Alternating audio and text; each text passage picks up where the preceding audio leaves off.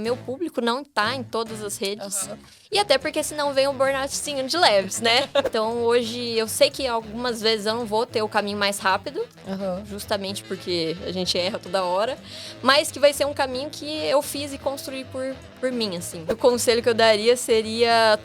Toma cuidado com as promessas que você faz, né? Porque quanto mais agressiva, pode sim trazer mais vendas, mas consequentemente você pode criar um monte de hater. No Instagram eu ainda faço, tipo, as edições, até porque depois eu vendo workshop de vídeo, então faz sentido eu criar. E eu gosto desse processo, então não quero delegar tudo da parte criativa. Foi um processo de maturação criativa também, deu começar a entender como funcionava o meu processo criativo, pra eu conseguir tirar da minha cabeça, estruturar em processos pra passar pra outra pessoa fazer. Ninguém vai viver só de post like mais bonita.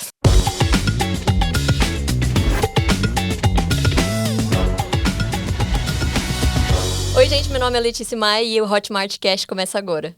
Olá, esse é mais um Hotmart Cast. Eu sou o Cleiton Maranhão. Eu sou a Dani Bianchim. Estamos aqui hoje com uma convidada mega especial que é criadora de conteúdo, designer e empreendedora. E ela tá aqui para descomplicar um pouco a sua vida quando o assunto é rentabilizar com a criação do seu conteúdo. Maravilha. Letícia, bem-vinda ao Hotmart Cast. Obrigada, gente, pelo convite. Olha só, hoje a gente vai ter um papo aqui envolvendo bastante o lado de criação, de criatividade, de rentabilizar a criatividade na internet, né? E antes da gente já pular direto nessa granada aí, Letícia, só comenta pra gente como que surge essa sua atividade de ser uma criadora de conteúdo ativa ali na internet. Boa. Eu comecei a criar conteúdo em 2018, sem saber o que era criação de conteúdo. E eu tava numa fase que eu tava totalmente perdida. Eu tava no CLT ainda, eu não sabia me identificar com o que eu ia fazer. Sabe aquela fase, a crise dos 20? Então, eu tava passando por essa fase. Saudades. Foi o período que tava...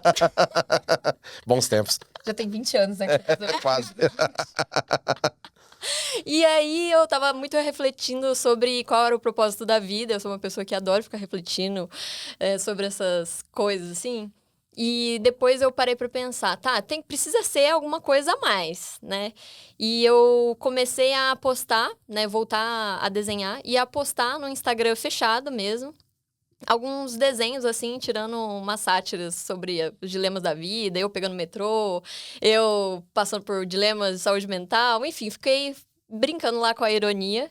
E aos poucos as pessoas começaram a se identificar com isso e os meus posts começaram a performar melhor. Tanto que até na fase da pandemia eu comecei a falar mais ainda sobre saúde mental, que foi uma fase que todo mundo se identificou muito, né? Porque todo mundo tava em casa, todo mundo tava passando por dilemas. E aos poucos meu perfil foi crescendo e eu falei, então acho que isso aí pode virar aí alguma coisa. E em paralelo, eu também estava acompanhando algumas blogueiras, influenciadoras, que elas iam pro museu 4 horas da tarde, sei lá, numa quarta-feira. Ia correr no parque terça-feira cedo. E aí eu me via no CLT pensando, putz, será que é isso que eu quero? Será que não tem um outro caminho?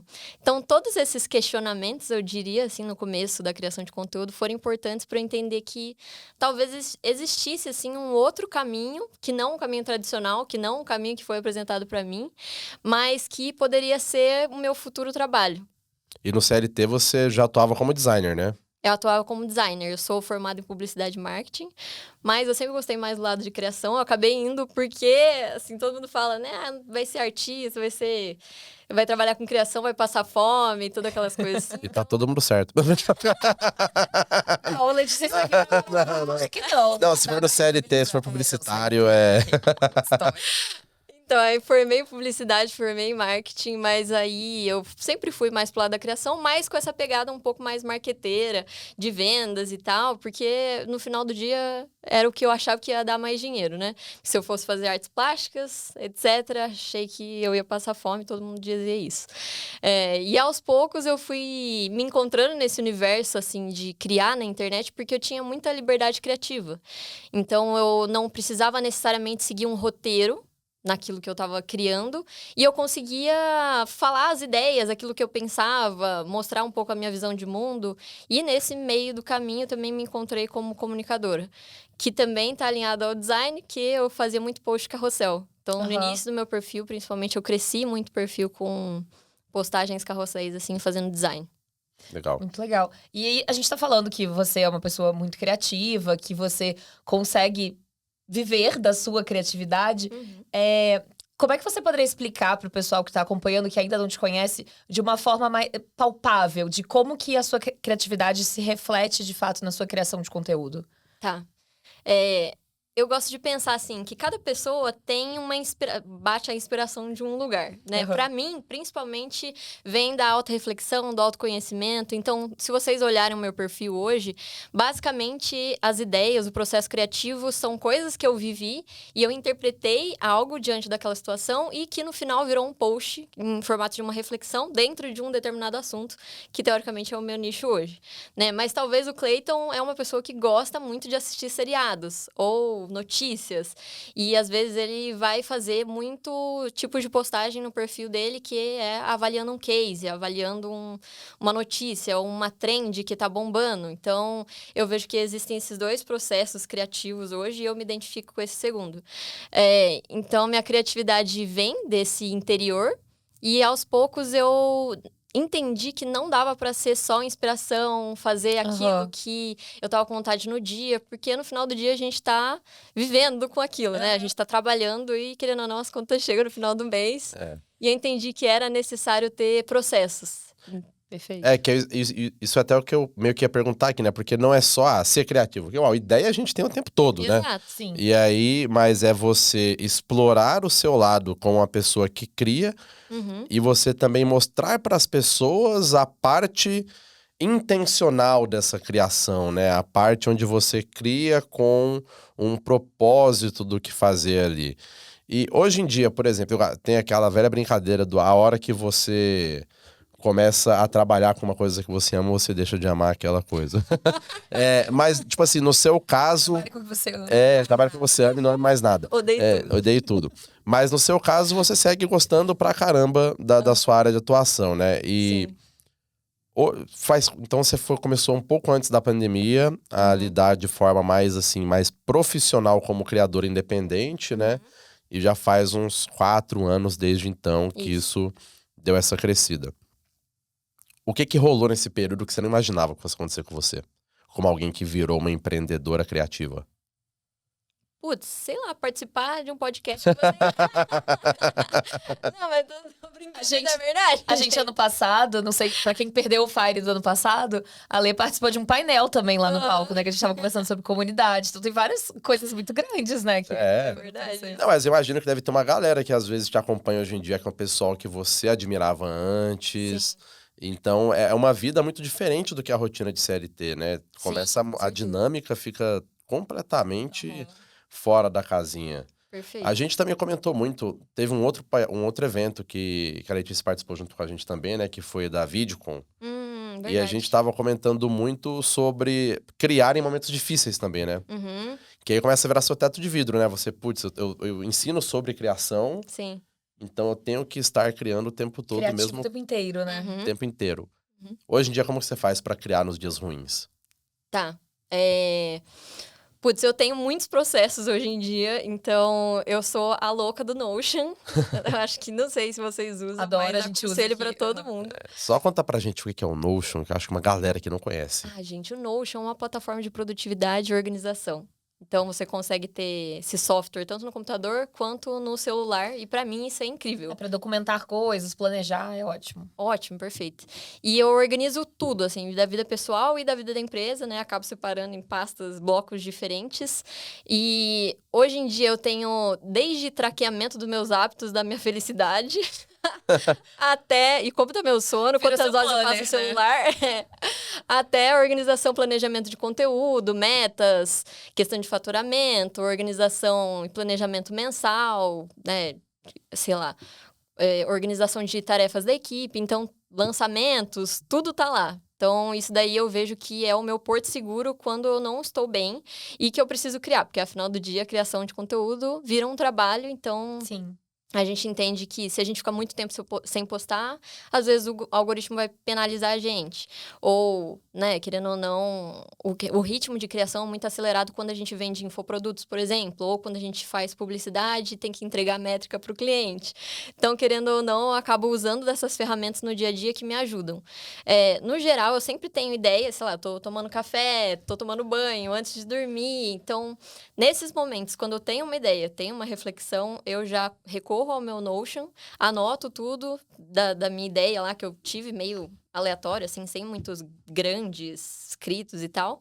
E quando eu tenho tempo, né, pra sentar e falar, de fato, tô na frente do computador, vou trabalhar aqui. Aí, de fato, eu pego aquela ideia que eu tô com vontade naquele dia, porque eu sou uma pessoa que amo criar com propósito, essas coisas. Então, eu pego a ideia que me faz ter mais vontade de criar aquele dia, seleciono lá dentro do meu banco de ideias e eu começo a rascunhar em um formato. Então, eu olho para aquela ideia e penso, tá, essa ideia, ela ficaria melhor no post carrossel, ou numa live, ou em sei lá, numa aula dentro da comunidade, ou um vídeo, um Reels curto, ou um vídeo no YouTube. Então, eu olho aquela ideia, vejo qual é o formato ideal e depois começa a construção do roteiro de fato. Aí parte para gravação, edição. E assim vai, né? Acho que essa é uma dica muito boa, né? Você tem um banco de ideias pro momento que você tá meio ali, putz, não tô muito animado hoje, não tô muito afim de pensar o que criar, eu já tenho ideias pensadas, vou mais executar, né? Perfeito. Acho que essa é uma dica muito boa. Porque senão o burnout vem aí rapidinho, né? É o que mais vem, né? Criador de conteúdo. Pois é. E você citou, Lê, várias redes que você usa. Você fala, às vezes o formato é Reels, vai pro Stories, vai pro YouTube. Como é que você equilibra todas essas redes? Você usa todas? Então, não uso todas, até porque meu público não tá em todas as redes. E até porque senão vem o burnoutzinho de leves, né? Então, o meu conselho para você que inclusive tá começando a criar conteúdo seria foca na rede principal, que é onde vai estar o seu público, onde você vê que tem potencial de monetização e aos poucos, né, vai expandindo para outras redes sociais. Então, agora, inclusive, eu tô fazendo uma expansão pro TikTok. Então, tô numa fase de postar de paixão. Eu amo, gente, aquela rede social A Dani é TikToker, assim... Voyeur, eu não posto. Mas você consome. a pessoa, se você quiser saber de qualquer trend, de qualquer momento do TikTok, é a Dani. Negócio como é que é o negócio do... BookTok? Nossa, metade dos livros que eu li na minha vida veio de lá. Jura mesmo? Eu não acompanho tanto assim, BookTok. Então, se demorou de começar a ler, hein? Falei metade só. Falei metade. Caraca. Absurdo. Mas está começando a fazer uma expansão pro TikTok agora. Isso, Então, eu comecei no Instagram, porque era a rede social que tava mais bombando. Todo mundo consumia, virou um novo portfólio, um novo currículo. Então, eu falei assim, vou começar a postar lá. E também fazia mais sentido pro estilo de criação que eu gostava de postar. Então, eu era designer. O Instagram é um formato bem de imagem. Era, né? Bem de imagens, bem estético, que era o que eu dominava. Então, eu falei, vou começar no Instagram. E depois que começou a crescer meu Instagram, aí agora vamos pensar em focar, sei lá, um pouco no YouTube. Aí faz um pouco de live lá pra levar um pouco da galera pra lá. Então, agora vamos adaptar um pouco e começar a convidar a galera pra minha newsletter. Então, aí Então, fui inserindo aos poucos. E agora, comecei o TikTok. E eu tô nessa fase bem engatinhando ainda no TikTok. E eu posto 3 vídeos, assim, por dia. Tô tentando entender. Engatinhando. Tá engatinhando. 3 vídeos por dia. Não, mas se vocês entrarem, o meu TikTok é um grande stories ainda. Tá. Porque descobriu que funciona, né? Exatamente. A fórmula não é a mesma coisa. Não. Agora, normalmente, quem é a pessoa que te segue e que acompanha ali isso que você tá fazendo todo santo dia? Tá, geralmente são mulheres, até porque eu sou mulher. É uma galera que curte design, curte estética, é uma galera que gosta de criatividade, gosta de inspiração. Às vezes tá cansada daquele roteirinho pré-pronto. No meu perfil eu não fico ensinando muito hacks e o que para viralizar. Eu penso muito mais na sustentabilidade no longo prazo, em fazer algo que você acredita, porque é isso que eu vejo realmente nos criadores de sucesso. É alguém que faz o que acredita, o que é bom, e entende o longo prazo como o sucesso do jogo. Então... Mas pode falar. Não, a entrevista aqui é sua. Você que manda. Agora eu me perdi. Porque... Não, tudo bem. É o bonde do TDAH. Eu fiz o teste no final do ano. Olha aí, gente. Mas dentre essa galera, você percebe que às vezes são pessoas que são quem você era, tipo, uns anos atrás? Nossa, com Tipo, é a certeza. pessoa que ela tá num lugar de desconforto, que ela tem uma habilidade e não sabe como mostrar aquilo pro mundo. Você costuma receber muito depoimento assim? Perfeito. Inclusive, depois que eu migrei de desenhos aleatórios de sátiras da minha vida, eu comecei a entender que criação de conteúdo não era só sobre mim, mas era mais sobre o outro e como ajudar o outro, resolver um problema do outro, que foi quando eu comecei a empreender e comecei a compartilhar também alguns ensinamentos daquilo que eu aprendia no dia a dia. Então, se eu conseguisse facilitar a vida de alguém com aquilo que eu já tinha passado, o perrengue e os erros que eu tive, então ia ser uma maravilha. E nesse começo, as pessoas começaram a se identificar justamente por isso. Que aí elas encontraram um jeito fácil de resolver algo que elas estavam passando, algum dilema, e viam em mim essa figura para nortear ou facilitar esse caminho mesmo, que muitas vezes empreender é aquele sofrimento atrás do outro, né? Então, sim, eu diria que essas pessoas seriam a minha persona transformada hoje. Então, imagino eu que boa parte do seu processo de criação, inclusive, envolve você mostrar a sua evolução em alguma coisa, né? Porque eu 100%. lembro que teve um pedaço ali, eu acho que você foi lançar um curso sobre gravação de vídeos, Workshop. que eu acho que você mostrou como eram os seus primeiros vídeos, Uhum. e depois você mostrando como que é o processo Nossa, criativo de vídeos hoje. Tipo assim, dá pra ver uma evolução Uhum. absurda, né? Então, acaba que a própria jornada vira o conteúdo enquanto você tá fazendo, né? Perfeito. Todas as ideias, inclusive, de produto vieram com essa transformação minha, que depois as pessoas se interessavam e buscavam essa solução, que aos poucos eu falei, tá, então isso daqui pode virar um produto. Até agora eu vou lançar os presets, e que é justamente aquilo que todo mundo perguntava. Que eu tinha dificuldade antes, que eu falava, olha a foto dessa blogueira aqui, que bonita, né? E a minha tá parecendo essa Tudo foto tem uma coisa toda. estética, como que é isso? Então, aos poucos, eu vou desenvolvendo a solução que eu preciso. E depois, no final do dia, eu vendo, porque todo mundo vai pedindo. Com certeza. Então, acaba sendo o meu jeito de fazer negócio. Muito bom. E dá pra ver a intencionalidade ali, né? Porque faz umas semanas que você começou a mostrar os presets ali no Instagram. Verdade. Eu edito foto toda hora. Isso aqui me ajuda muito. Não, mas assim, é real. Mas é verdade, é que eu faço isso faz muito tempo. Mas sim, eu comecei a postar com mais intenção recentemente. Muito bom.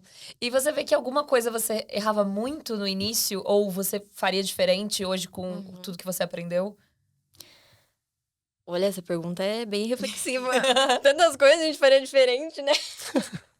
Mas o que eu diria é até um post que eu tava pensando aqui. Decida e lide com as consequências. Tá bom. Eu sou uma pessoa que, por natureza, já era muito indecisa. Então, eu sempre queria ter a validação do outro, ou eu acreditava que o Clayton ia, só pelo fato dele ter trabalhado mais anos, ele ia saber a resposta certa pro que eu precisava fazer. Sendo que o Clayton não vive a minha vida, né? A Dani não vive a minha vida. Então, a partir do momento que eu tomei esse protagonismo das decisões do meu negócio ou da minha carreira, eu entendi que, às vezes, a intuição poderia ser o sucesso das minhas decisões. E que nem sempre eu ia acertar de primeira, mas que ia ser o processo que, no final do dia, ia fazer mais sentido. Ia trazer mais aprendizados, enfim, que eu não ia errar no futuro, eu ia aprimorar aos poucos. Então, hoje, eu sei que algumas vezes eu não vou ter o caminho mais rápido, justamente porque a gente erra toda hora, mas que vai ser um caminho que eu fiz e construí por mim, assim. Aquilo que estava fazendo sentido para mim, para os meus valores. E, enfim, esse é o meu jeito também. Muito bom. E vira também aprendizado, né? Na hora que a Sim. gente tava falando que sua jornada vira conteúdo também para as pessoas que te seguem. Esses aprendizados também viram dicas, né? Que você pode ir dando de caminhos, às vezes, são mais fáceis ou mais difíceis, né? Arrasou. E como é que vem essa virada para você entender que, ok, tô criando conteúdo legal, tenho muitos seguidores, posso ganhar dinheiro com isso? Como é que é essa virada de chave? Tudo começa na necessidade. Preciso pagar contas. Preciso pagar as contas. Então, eu tentei me demitir a primeira vez no CLT, só que aí eu não tinha reserva financeira nenhuma. Os freelas não viam com tanta frequência assim. E aí, eu voltei pro CLT, né? Aí, fui trabalhar no escritório de advocacia, depois fui para um laboratório de diagnóstico médico. Caraca. E aí, juntei nesse período uma grana, né? Para eu sobreviver pelo menos um ano. Se tudo desse errado, né? Eu me demitia e tudo deu errado. Putz, tem um ano para ficar fazendo nada, assim. A conta que eu fiz no começo não era muito certa, né? Mas foi o que eu consegui fazer. E por isso que eu também gosto tanto da criação de conteúdo, porque eu comecei a empreender um pouco mais seguro da segunda vez que eu me demiti, graças aos conteúdos gratuitos do YouTube sobre educação financeira, assim. Então, na segunda vez que eu me demiti, daí eu tinha essa reserva financeira e aí eu consegui, de fato, criar esses produtos com mais calma, inclusive. Então, eu comecei principalmente com infoprodutos, além de fazer os meus freelas em paralelo, porque foi bem na época da pandemia, igual eu falei, eu tirei, né, me demiti no meio da pandemia, falei, não, é esse momento mesmo. E aí eu tirei um mês para construir meu primeiro infoproduto, que era também de uma demanda reprimida de tudo que os meus seguidores me pediam frequentemente no direct. Então, todas as dúvidas que eu recebia com recorrência, comecei a anotar isso. Olhava as caixinhas de pergunta, né? Que nessa fase eu tava on fire, assim, da criação. Tipo, vamos me demitir, então... Vamos produzir conteúdo. Então, aí comecei a responder a caixinha de pergunta, reuni tudo, compilei numa metodologia e falei assim, não, então agora vai. Mas vendo os exemplos de outros infoprodutores também foi o que mudou meu jogo. Então, eu sempre falo da Natália Arcuri, assim, porque eu seguia muito os canais de YouTube lá para construir a reserva financeira, entender como eu ia empreender e tal. E ela lançou um curso na Hotmart, inclusive, e eu comprei esse curso. E depois eu comecei a empreender, principalmente por conta de uma frase que eu ouvi dentro do curso dela, que era... Nath, o que você faria se você estivesse começando agora? E aí ela respondeu, eu venderia infoprodutos. E aí eu falei, o que raios é infoproduto? Quero vender também, o que é isso? Quero saber o caminho das pessoas que já alcançaram lá o sucesso. Então daí eu comecei a construir o meu curso baseado nisso daí. Então, esse foi o meu começo aí. E você tinha aquela barreira que às vezes muito profissional enfrenta, do tipo, mas... quem sabe faz, quem não sabe ensina. Nossa! Que no meio criativo isso rola muito. Nossa, pegou. No meio criativo e no acadêmico isso rola muito. A galera julga demais quem tá ensinando. Nossa, demais, demais. Você passou por essa barreira ou você já meteu o louco e falou, não tem o que fazer, vai ser isso mesmo? Não, acho que no começo... Por conta das minhas promessas que eu usava também, por conta de estar ensinando uma coisa que também era formada, então eu não tive problemas. Mas aí, realmente, é um negócio que pega e eu vejo muito cair nesse dilema dos coaches. Né? Então, tem que tomar cuidado. E o conselho que eu daria seria... Toma cuidado com as promessas que você faz, né? Porque quanto mais agressiva, pode sim trazer mais vendas, mas, consequentemente, você pode criar um monte de hater, né, no final do dia. Então, eu sou mais do copywriting mais de boas, sem grandes promessas, mas que no final do dia eu vou estar entregando aquilo que o cliente precisa. E você não vai estar fazendo uma promessa falsa. E muita gente investe, às vezes, muito pro momento da venda, com uma cópia agressiva, e depois... não entrega o prometido ou abandona a pessoa que acabou de comprar. Então, ela vai ter uma experiência ruim, vira reembolso e não adiantou de nada todo esse trabalho, né? Sim. Tem uma parada que pode, às vezes, também ser um pouco de dilema pra muita gente que cria, né? Você é uma pessoa que segue um estilo mais slow living, né? Mais, assim, mais tranquilo, sem se preocupar tanto com o ritmo maluco das coisas. E lá no começo da conversa, você até comentou, né? Tem coisa que às vezes a gente faz que o algoritmo não gosta. E normalmente o algoritmo gosta de ritmo. Acelerado, de volume, de entrega. Como que você consegue equilibrar? Manter o padrão de vida, o estilo de vida que você defende, mas ao mesmo tempo crescer com consistência em redes sociais que são controladas por algoritmo, postando 3 vezes por dia no TikTok, por exemplo. Calma que é recente ainda. Descobri ainda se vão ser 3 meses, né? Cena dos próximos 3 meses. Mas sim, hoje em dia eu vejo que o meu sucesso não necessariamente está 100% atrelado ao quanto eu produzo, mas sim ao quanto eu tô feliz produzindo. E criação de conteúdo é muito sobre estilo de vida pra mim. Se eu não tô bem, eu não consigo criar, não consigo ter ideias, vou criar algo mal feito. Então, pra mim, a minha prioridade é me sentir bem hoje. Então, top 1 é minha saúde. Ir na academia, adoro marombar lá, puxar meus 3 quilos no braço, no supino. Gosto de... Aí você faz até os stories se comparando com seu irmão, se não me engano, né? Tipo assim... Então, gosto de me alimentar bem, tomar água, todos aqueles clichês, assim, da galera mais fitness, eu gosto. Porque eu sei que no final do dia isso daí vai afetar muito a minha produtividade, de fato. Uhum. Então, no final do ano, tive uns problemas pessoal, assim. Foi uma época que eu praticamente não postei direito, né? E aí, tem o lance do algoritmo que a gente tem que recuperar. Então... Hoje em dia, como eu balanceio, né, a minha criação de conteúdo? Eu tenho posts que são mais bem produzidos, que são aqueles posts que vão agregar realmente algo que vai mudar a vida do meu seguidor, que tem uma edição mais trabalhada, mas que não vai ser aquilo que eu vou postar todos os dias, porque senão não vai ter como. Então, eu balanceio entre posts trends versus posts autorais. E esses posts autorais eu acabo...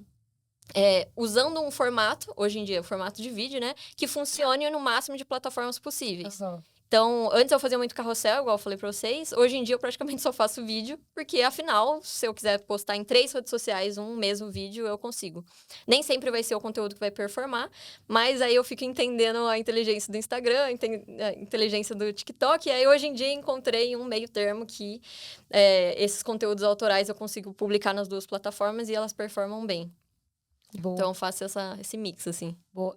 Você acha que o fato de você hoje ter um curso, já tem algum tempinho, né, na verdade, mas você ter um produto digital, é uma forma de também depender menos do algoritmo? Nossa, com certeza. Pra você pagar essas contas, fazer as coisas que você gosta. Nossa, com certeza. E eu tô sentindo isso até porque recentemente eu venho trabalhando mais com publicidades também. E as marcas e empresas estão querendo trabalhar bastante com comunidades. E Sim. elas começaram a querer investir dentro da comunidade dos meus alunos. Eu falei, que isso? Legal isso. Eu tô gostando disso.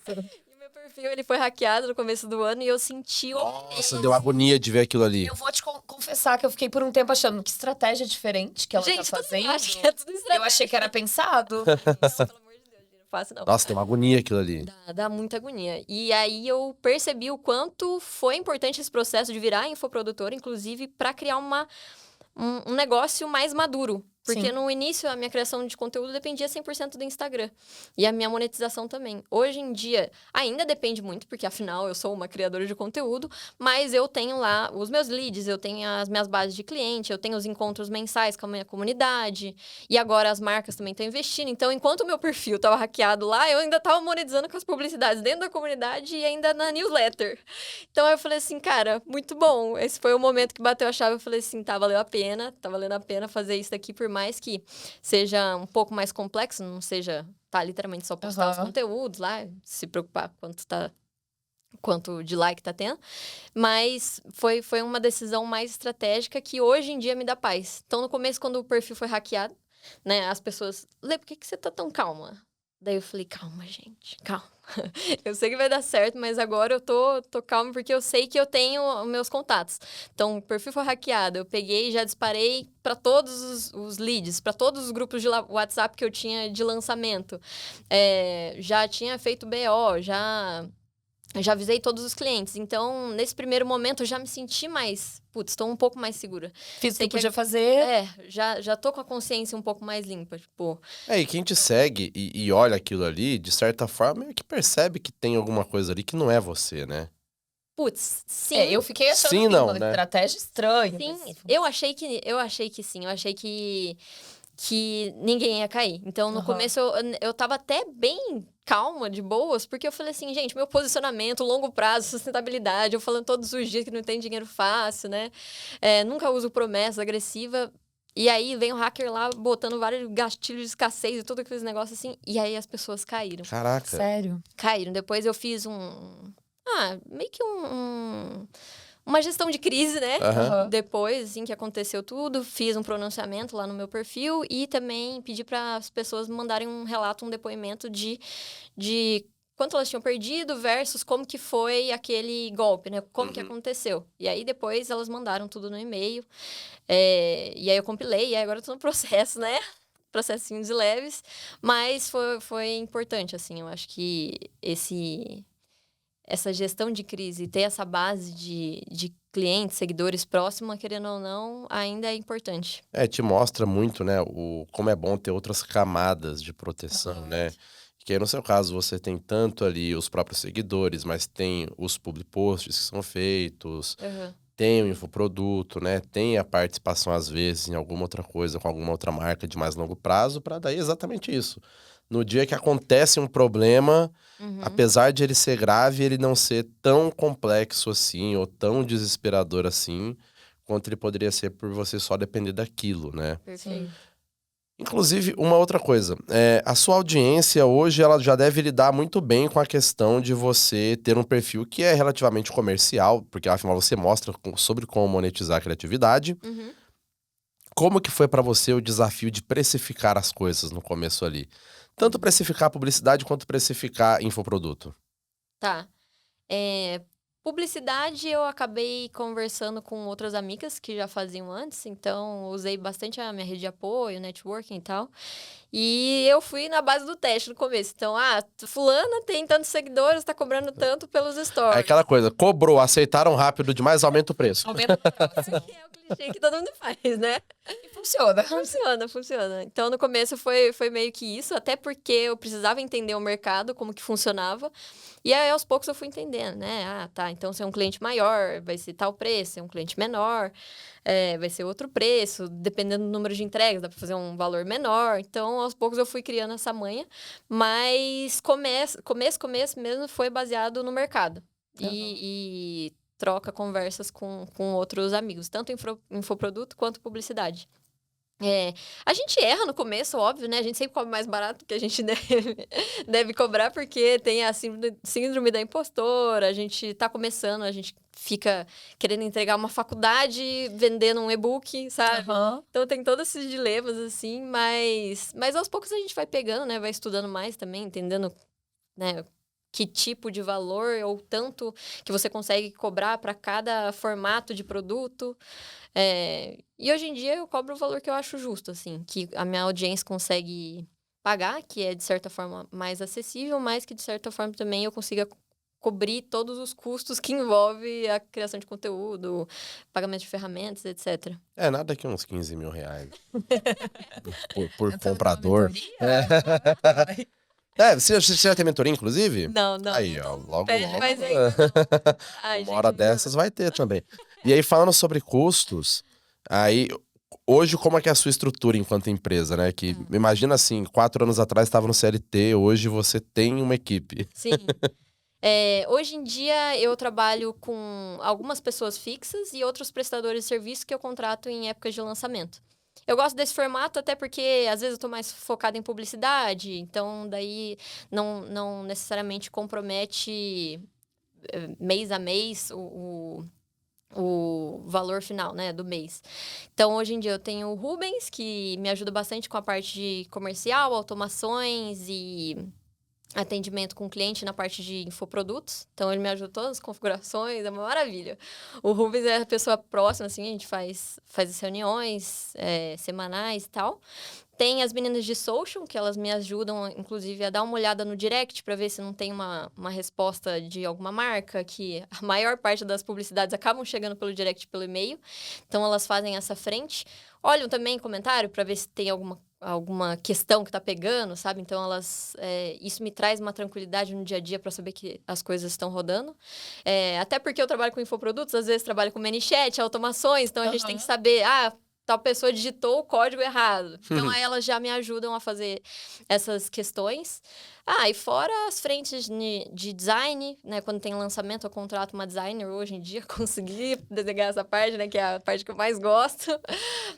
Mas, enfim, lançamento a frente é muito grande, né? De artes. Tem editor de vídeo para YouTube. No Instagram eu ainda faço, tipo, as edições, até porque depois eu vendo workshop de vídeo, então faz sentido eu criar. E eu gosto desse processo, então não quero delegar tudo da parte criativa. Mas também tô nesse caminho aí de delegar um pouco a edição de vídeo, que é insano, né? Que mais? Contador, financeiro, foi, nossa, incrível delegar essa parte, né? Que tem uma pessoa... É a parte mais difícil de fazer. Poxa, eu fico triste de delegar essa parte. Ai, que tristeza. Né? Advogada. Creio que é isso. Já é uma estrutura bem equipe robusta. enorme. Mas Pra vocês que não É estão contador, acompanhando, a Lê chegou aqui no escritório da Hotmart hoje com o tripé dela, rodou o escritório pra cima e pra baixo com o tripé, gravando várias coisas. É o tripé que ela sempre mostra nos stories. Ela usa e a gente acompanha. E a gente tava vendo agora você com o seu tripé. Você grava muito desses conteúdos. E como que funciona nos produtos digitais? Você tá por trás também de toda a produção, montar o roteiro de cada aula. Qual que é o seu papel dentro dos cursos? Tá. Toda a parte estratégica e de criação mesmo do conteúdo precisa ser eu, né? Eu vejo que não tem como delegar essa parte. Então, eu faço essa parte de roteirização, criação de metodologia. Depois, eu passo para a parte criativa, né? Que é, de fato, a parte de edição. Então, hoje em dia, eu tenho câmera, tenho bons equipamentos, né? Comprei, investi nisso justamente porque eu sou uma pessoa tímida.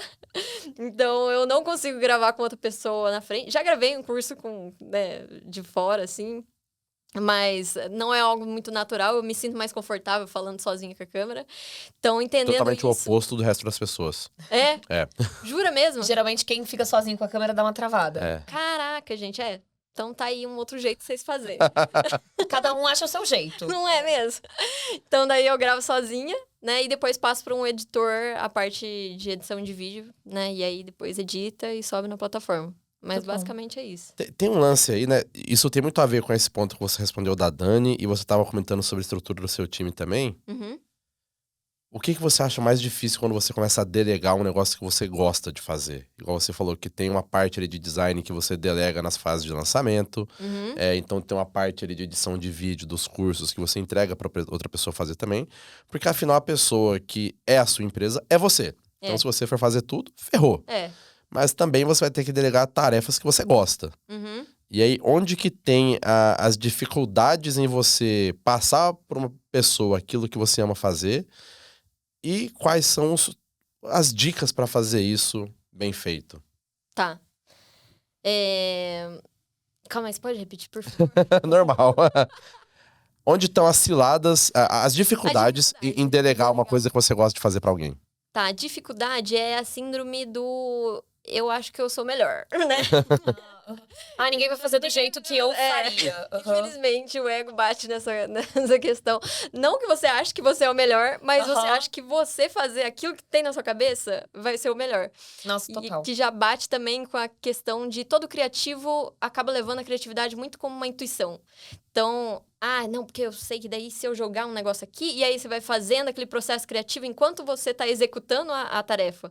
Então, é muito difícil você tirar o processo criativo da execução. Nessa parte, eu acho que foi a maior dificuldade de delegar, principalmente essa parte de design. Porque muitos carrosséis eu abria lá o Illustrator e já ia tendo a ideia lá, escrevendo o texto lá. É que pra você já é um processo, né? Já era muito intuitivo. Então, foi um processo de maturação criativa também. De eu começar a entender como funcionava o meu processo criativo.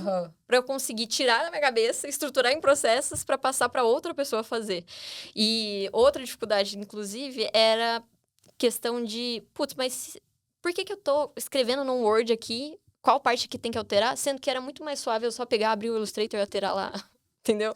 Fazer direto. Então você acha, putz, é muito mais rápido eu só abrir e fazer um negócio aqui do que de fato eu parar e ter que rascunhar e falar, não, porque aqui na direita você coloca um negócio que vai fazer um pop-up, e sabe?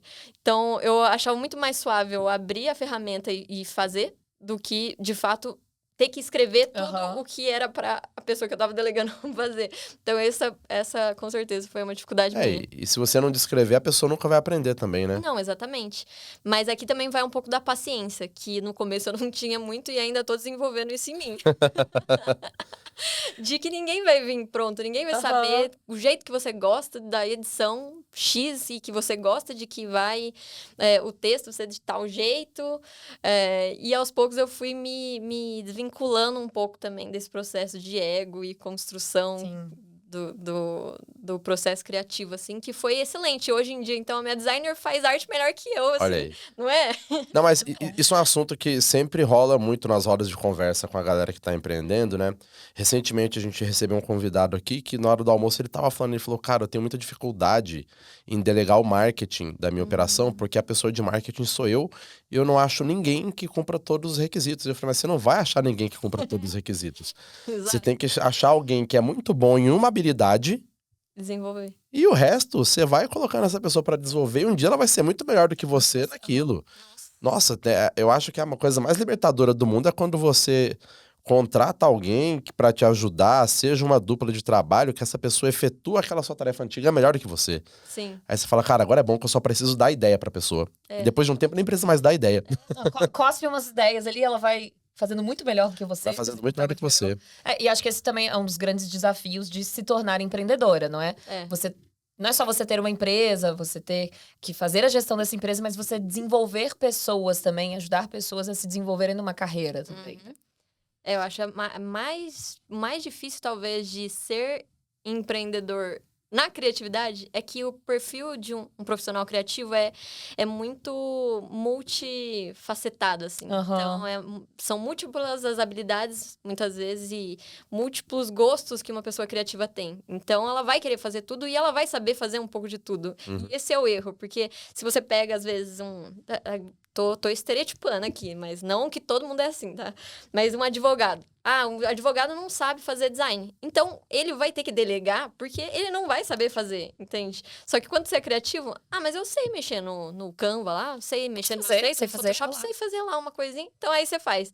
Mas eu também sei editar vídeo. Mas eu também sei fazer roteiro. Eu também. E aí, você faz tudo, né? Sendo que, por isso que eu acho que é mais difícil delegar quando a gente é um profissional da criatividade. Perfeito. Aí faz de tudo e no final das contas nada fica excelente. Algumas coisas ficam capengas, As né? coisas que você faz muito bem, você Pensei que para ia de falar. fazer por completo. Você falou o contrário. Não, Você não. falou excelente. Falei, não. Não, mas assim, uma boa parte das coisas vai ficar capenga. Vai. E aí, tipo, você fala, cara, é melhor delegar. Isso aí, a primeira vez que eu fui empreender, eu pedi conselhos pra algumas pessoas, inclusive pro JP, o CEO da Hotmart, né? É outro nível, né? Na época tava mais fácil também, né? E aí, ele tinha falado, ele falou, ó, erros que muita gente vai cometer empreendendo, e um dos primeiros falou, finanças. Tipo assim, falou, cara, Isso é não adianta você querer controlar todas as suas finanças ali, porque é a parte mais difícil da parada. É real. Tipo assim, então, se você acha um bom contador no começo, Excelente. já agradece. Aham. E isso também me lembra um tipo de coisa que às vezes você aborda no seu conteúdo, porque a gente tá falando aqui de criatividade, mas você também comenta ali de vez em quando a questão de emissão de nota fiscal, planejamento financeiro, que é um tema que você levantou recentemente com certa frequência ali, porque senão fica só no oba-oba, né? Fica só na questão do bora fazer o que a gente gosta, e aí... E esquecer que é uma empresa com responsabilidades fiscais. Exatamente. Sim. Mas aí, tipo assim, hoje em dia, você consegue dedicar. Não sei se vai conseguir ter uma resposta exata também, mas quanto por cento do seu dia é fazendo coisas que você acha que não são legais de fazer, mas que, putz, isso eu tenho que fazer, então bora lá. Então, eu não separaria por dia, mas por semana, que foi o jeito que eu me encontrei hoje pra organizar. Legal. Segunda-feira eu falei que é o dia das burocracias, coisa chata. Então, segunda-feira eu já sei que eu vou sentar no computador. Não vai ser um dia de inspiração, escrever, roteiro e gravar, coisas que eu gosto de fazer. E eu já assumi que é o dia que eu vou parar de procrastinar e fazer as coisas que tem que se fazer, né? Tô pensando se você respondeu a mensagem do podcast numa segunda ou numa... Mas sei lá, desde ir no correio, desde resolver o problema lá do jurídico, do hackeamento do perfil, até ver questão de pagamento que o financeiro pediu, ou documentos que a contabilidade está precisando e precisa passar. Então, segunda-feira eu já intitulei que é esse dia, até porque segunda também é o dia das reuniões, que aí eu só coloco segunda e quinta reunião, que também já vi que qualquer dia marcar reunião era um negócio que drenava toda a minha criatividade. E aí eu separo esses dias específicos para cuidar dessas burocracias. Foi um jeito de salvar, inclusive, a minha criatividade, porque no começo ficava aquela bagunça. O cliente falou, bora marcar uma reunião amanhã? Eu, bora. E você entendeu que é um processo criativo, né? Bora, tudo era bora. No final, eu tava assim, ó. Tava indo embora também. Eu tava indo embora. boa, né? Então, aí eu separando esses dias específicos, que eu já sei que um dia de reunião eu não vou ser produtiva. Tipo, eu não consigo ser produtiva, já aceitei isso. Então, quinta-feira e segunda já é um dia que vai ficar meio morto o período da tarde. E os outros dias eu separo pra criatividade, que são os dias que eu gosto. Então, eu diria que lá, não sei em questão de porcentagem, mas segunda e quinta eu diria que período da tarde. Quase um terço do período ali, né? E os restos dos dias são as tarefas que eu gosto de fazer, que me dá vontade de criar e parecer e falar lá. Por mais que pareça bastante simples pra você, isso aí é uma coisa que muita gente deveria aplicar. Sim. Porque às vezes é isso, a galera tá querendo fazer tudo o tempo todo e, putz, você colocar o tempo em caixinhas ali, né, e falar, meu, é isso aqui, ó, esse assunto é um assunto pra Letícia de amanhã, esse é um assunto pra Dani de amanhã. Sim. E essa sua rotina muda em período de lançamento? Nossa, com certeza. Então, assim, não é... Hoje em dia eu Ela vejo não é minha rígida rotina- também. eu vejo que eu criei alguns sistemas pra me ajudar a funcionar melhor no dia a dia e ser mais produtivo, inclusive, mas eu sou flexível. Então, sei lá, 2 semanas atrás eu tava aqui em São Paulo e aí eu vi 8 amigos numa semana só, porque eu tava precisando conversar com a galera, fazer, né, os contatos de volta. Então, eu falei, essa semana eu vou conversar, marcar almoço com todo mundo. Foi uma semana que, assim, eu só fiz coisa legal. Aham. Aí, nas próximas semanas, compensas, tipo, ter que fazer um monte de coisa chata.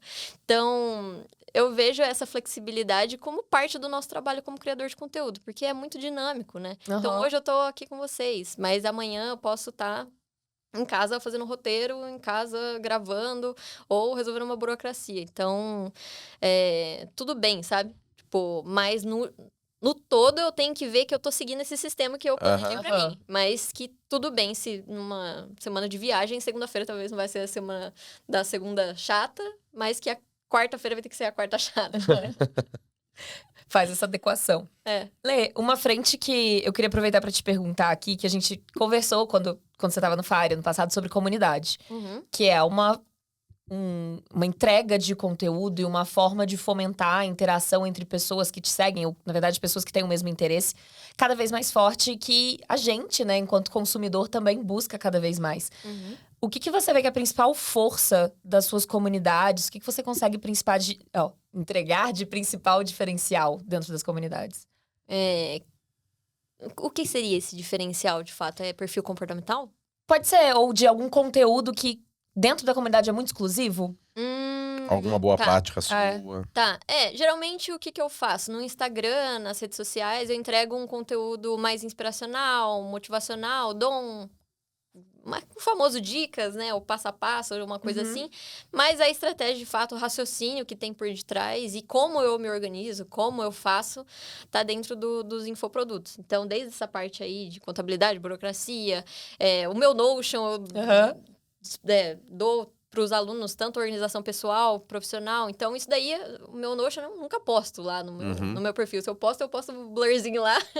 Porque, enfim, também são coisas e sistemas que eu demorei muito tempo para criar, então nada mais justo do que pagarem para ter acesso a isso. Então eu faço essas duas separações, assim, do que é o conteúdo pago versus o que eu trago, assim. Mas você fica bem presente nesse apoio nos infoprodutos, né? Fico. Fica, tipo assim, porque imagina que a galera deva querer bastante o acesso a você ali dentro, apesar de saber que, tipo assim, você não tá vivendo pra entregar só aquilo ali. Que você tem uma equipe também que vai estar aí atendendo. Agora, normalmente, qual é o tipo de comentário, assim, de depoimento bacana que você recebe dos seus alunos? Porque é um universo de gente de várias áreas, né, de criatividade. Normalmente, essa galera costuma mandar o quê de retorno pra você sobre as coisas que eles estão aprendendo com você? Putz, eu vejo que direcionamento, assim, e essa parte um pouco mais pé no chão empresarial também. Então, eu sempre tento trazer essa visão de um creator como um negócio. de fato, que até uma das campanhas da Hotmart, né? Mas é real, porque eu vejo que a galera criadora de conteúdo, influenciador, blogueiro, ou a galera da criatividade é muito... eu vou fazer quando tenho vontade, inspiracional, eu tô fazendo só por amor. E falta esse olhar mais estratégico, mais de business mesmo, que acaba faltando porque não tem interesse também, sabe? Aham. Se tá funcionando, se tá dando like, se tá dando engajamento, se eu tô tendo visibilidade, pra que eu vou construir uma comunidade? Pra que eu vou criar uma newsletter? Pagar R$ 2.500 na assinatura lá da newsletter, tipo, sendo que tá sendo gratuito fazer só o meu conteúdo gostosinho aqui no dia a dia. Então, eu tento trazer essa visão um pouco mais chata, eu diria, e realista, mas que no final do dia vai trazer essa sustentabilidade de fato pra essa profissão.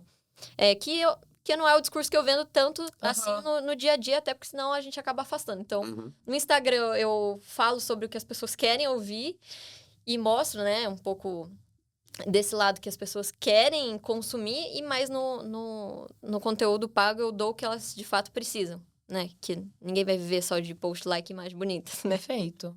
E o Cleiton perguntou um pouco, né, de tipo de comentário que você recebe. Teve alguma história que te marcou muito? Putz, história profunda, assim, não. Mas eu acabo virando amiga de vários alunos, Legal. assim. Desde os primeiros infoprodutos que eu lancei. Então, sei lá, fui pra BH, encontrei uma aluna lá que foi parte do meu primeiro curso, que participou do primeiro evento presencial que eu dei. Então, a gente acaba construindo um laço também com as pessoas, até porque esse é o grande benefício de ter uma comunidade. Você Total. encontrar pessoas que gostam e são apaixonadas exatamente pelo mesmo assunto que você gosta. Então, hoje em dia eu vejo nessa relação bem horizontal. Mas de depoimento é aluna que às vezes não tinha insights, ou às vezes não tinha essa autoconfiança de certa forma, criar um infoproduto, e em um insight de uma mentoria ao vivo em grupo lá com os alunos dela, criar e lançar o próprio curso dela e ter alunos hoje em dia, além de vender os packs digitais dela. Então, é muito legal ver essa transformação, sabe, nos alunos. E ser essa pessoa que é o meio termo entre o business e a criatividade, que eu vejo que tem essa falta também no mercado. Às vezes é tudo sobre faturamento, mas às vezes é tudo sobre inspiração. E eu vejo que eu sou esse porto, né, que eu tento trazer esses dois lados da conversa. O melhor Legal. dos dois mundos, né? Uma vez a gente recebeu aqui uma creator que é a Paty dos Reis, bem na primeira temporada do Eu podcast, né? A gente perguntado, fala, Paty, como que você se vê daqui tantos anos, tal? Ela aposentada. Eu quase cuspi. Ela falou, CLT, meu sonho é virar CLT de novo. Sério? Né, que ela já tava ali fazendo muita coisa pela internet, tipo, sei lá, 12 anos atrás, né, meu? A entrevista com ela já faz quase 2 anos. E no seu caso... Obrigada. No seu caso, você se vê seguindo nessa linha, assim, pra sempre? Você tem planos, assim, de já dar uma mudança de atuação de médio ou longo prazo? Ou não, acho que eu vou aposentar fazendo o que eu faço e minha aposentadoria vai ser fazer o que eu faço? Eu tenho o grande privilégio de trabalhar com uma coisa que eu acredito muito e que eu gosto muito de fazer. Então, eu amo me comunicar. Tipo, eu amo ser comunicadora. Então, não me vejo saindo desse lugar porque eu gosto de inspirar as pessoas. É um negócio que eu gosto, assim, né, no final do dia. Então, não deixaria de fazer isso, mas é óbvio que a longo prazo eu penso em criar sistemas que não dependam 100% de mim. Então, a newsletter, por exemplo, foi um projeto que eu trabalhei, foi uma frente que eu trabalhei bastante o ano passado, e que eu entendi que eu não daria conta de tudo, eu não tenho braço para tudo, e que eu não tava conseguindo levar o projeto da newsletter para frente. Foi aí que eu falei, tá, então, o que eu vou fazer? Aí eu sentei com uma amiga minha, que ela escreve muito bem também, ela gosta dessa área de criatividade, criação e tal. Eu falei assim, bora criar esse projeto em collab, tipo, criarmos juntas a newsletter. E aí virou a newsletter semanal, a gente já tá com, acho que 40, 50 disparos já que a gente fez toda semana, graças ao ter entendido que, cara, eu não vou dar conta sozinha, então agora eu vou ter uma outra pessoa que vai co-criar junto comigo. Então, a gente pensa lá nos temas semanais. Inclusive, daí tá monetizada a newsletter agora, então já tem empresas investindo dentro da newsletter. Que legal. E até elogiando mais o fato de investir nesses canais de comunicação que o lead tá mais quente, a pessoa já tá mais consciente, do que de fato anunciar no Instagram da vida e no Reels pra uma conversa mais geral. Então, eu nem lembro, mas por que a gente vai falar isso? Seu plano de aposentadoria. Então é isso aí, entendeu? Criar projetos em paralelo que vão ser monetizados não necessariamente comigo atuando nessa frente. Então a newsletter é um caso de sucesso, eu diria, do ano passado, que começou, né, eu criando sozinha sem conseguir fazer, né, e depois tendo minha amiga e a gente conseguindo monetizar esse projeto, e quando o perfil nem tava no ar, a gente tava lá monetizando. Não, bacana demais. E Lê, conta pra gente em quais redes e os seus arrobas nos quais as pessoas podem te encontrar para Podem se aprender inspirar mais também. com você. Combinado. Gente, então, eu crio no @leticiamai.com, no Instagram, no TikTok, e também tem o meu YouTube. Então, caso vocês queiram me acompanhar, saber mais sobre esse processo criativo, de inspiração, de organização, produtividade, empreendedorismo, todos esses temas assim que a gente conversou um pouco hoje. Então, me acompanha por lá. Maravilha. Bom. E olha só, hoje nós temos um presente especial para as pessoas que, olha só, primeiramente, né, sempre lembrando que o Hotmartcast sai toda segunda e quarta-feira, e se você está escutando nas plataformas de áudio no YouTube, sai antes, tá? E olha só, qual que é o presente especial? A pessoa que fizer o comentário aqui no canal, nós vamos presentear um inscrito do canal que fizer o comentário mais interessante sobre o que ele aprendeu nesse episódio, ou ela aprendeu nesse episódio. E a Letícia, que está aqui na nossa frente, vai disponibilizar o curso Criação Infinita. Quanto que vale esse curso, Dani? 997, olha só, gente, um super curso. Vocês viram todo o papo com a Letícia aqui agora. Ela tem muito processo muito legal de criatividade, como é que vocês podem monetizar. Então, olha que super oportunidade. Aí, ó, um método livre de regras sobre como otimizar a sua presença digital para criar com constância conteúdos criativos. A Letícia vai dar esse presente pro comentário que der a melhor resposta sobre o que aprendeu nesse episódio. Falamos de criatividade, queremos respostas muito criativas. Exatamente. Lê, muito obrigado por estar aqui. Foi um prazer a conversa. Encontrar e conversar. Muito bom. E para você que tá aqui acompanhando a gente, toda segunda e quarta-feira tem Hotmartcast para você. Tchau, tchau. Tchau, gente.